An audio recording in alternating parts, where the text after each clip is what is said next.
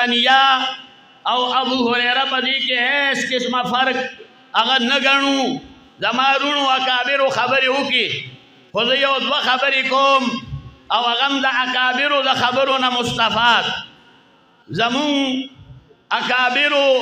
دغه علماء تا په وخت د فراغت کې دا نصیحت کړي دي چې تاسو بخپل لین نشئ هغه لین د تعلیم او د تدریس لین دی په دې لاره کې به ځان کپاوئ په دې لاره کې به تاسو ته مخې ته مشکلات راځي مادي مشکلات قومي علاقائی مشکلات معاشرتی مشکلات لیکن هغه ټول مشکلات به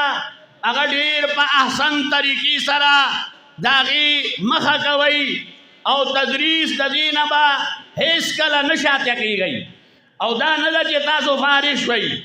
او هغه اردو کې وایي اس کو چھٹی نہ ملی جس کو سبق یاد ہوا نو تاسو سبق یاد دی اوس به تاسو دا سبق قوم ته رسوئ تاسو خپل علاقو کې به مدرسې قایموئ او که تاسو ته حالات را پیښیږي نو اکابرو تم پیښ شوي ما دا یو کتاب فخبل شیخ مولانا شیر علی شاہ صاحب رحمت اللہ علیہ مانی لکھلے دے باغی کی شیخ الحدیث مولانا عبدالحق رحمت اللہ علیہ چکلا اغا دا حالاتو نا مجبور شو او اغا سرکاری نوکری اختیار کا او بدی در آدم خیل کی او علاقہ دا شیرک را باغی کی ہائی اسکولو باغی کی استاذ شو مولانا عبدالحق صاحب ورتخط لکی ورتوئی ٹھیک ہے آپ کو مادی حیثیت سے ایک بڑی اچھی جگہ مل گئی ہے لیکن آپ یہاں دارالعلوم میں آئے اور بشرط زندگی اگر آپ اللہ کی خاطر پڑھائیں گے تو مستقبل میں آپ ممتاز علماء میں ہوں گے دا مولانا عبدالحق صاحب سن 54 کی وئی او دا مولانا شیر علی شاہ صاحب اگا عظمت تے کہ آگا خط ما تراڑو ما تیرا سے اگردولو زور پسیوم ما ورطی تاس سر دا مولانا عبدالحق صاحب خطونا دی داغا دخپل کلم دا شیخ الحدیث صاحب دخپل کلم خطونا نشتا اگا دیر محدود گنے چنے دی مولانا عبدالقیوم اقانی صاحب تم پتا دا خود دا ختماو کتو دا شیخ بخپل کلم لی کلے دے نو دا دین مونتا گویا کہ شیخ دا یو نصیحت کئی کہ بھائی تاسو مانے با سخت راضی خو لیکن آگا سختی با بخند پیشانی سر برداشت کوئی دویمہ خبرہ اگر تب عمل پا میدان کے لگی دل دی مولانا سمیع الحق صاحب رحمت اللہ علیہ داغ بارکی کہ ماں کم کتاب لکھلے دے میری ڈائری مولانا سمیع الحق کے منتخبات اور ان کی ڈائری باغی کی اگر 12 مئی سن 58 کی وئی کہ دا صوفی عبدالحمید سے بنگلی تلاڑم او آلتمی دا شیخ عبدالقادر رائی پوری سر ملاقات شو دیر روی شیخ دے وی اگر نمی سوالو کو